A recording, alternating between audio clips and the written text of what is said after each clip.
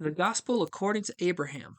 We're moving right along with our series on Galatians, chapter by chapter. So let's continue.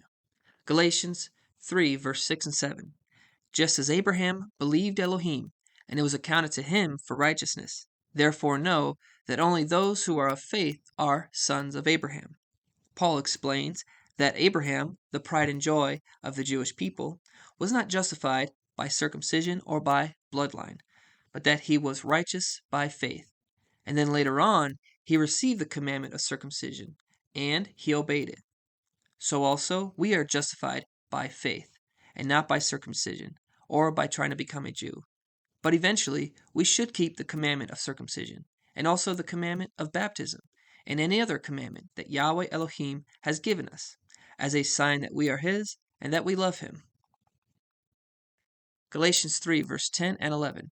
For as many as are of the works of the law are under the curse. For it is written, Cursed is everyone who does not continue in all things which are written in the book of the law to do them.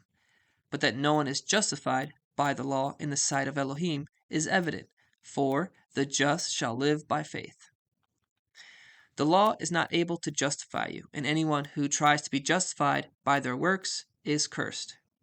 We, the Torah-observant followers of Yeshua Messiah, do not keep the law for justification. Our justification has always been, even in the days of Abraham, to be faith in Messiah. But this does not do away with the law. It simply puts it in its rightful place. First, it tells us before we believe that we need a Messiah. And also, it shows us who the Messiah is. And lastly, after we believe, it shows us how to live like Messiah.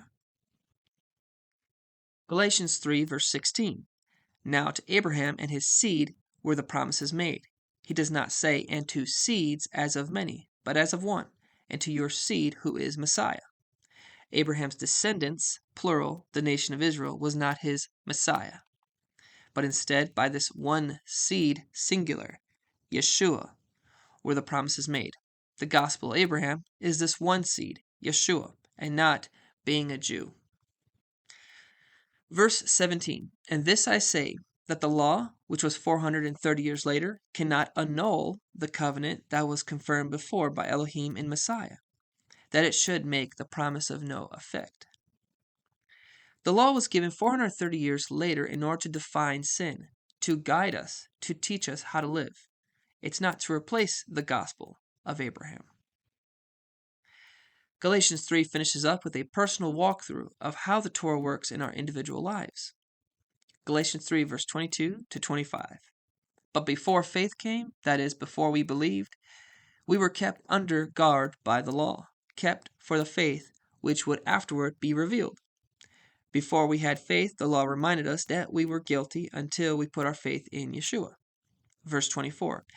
Therefore the law was our tutor to bring us to Messiah, that we might be justified by faith. It says here that it points to the Messiah so that we can have salvation. Verse 25. But after faith has come, we no longer under a tutor.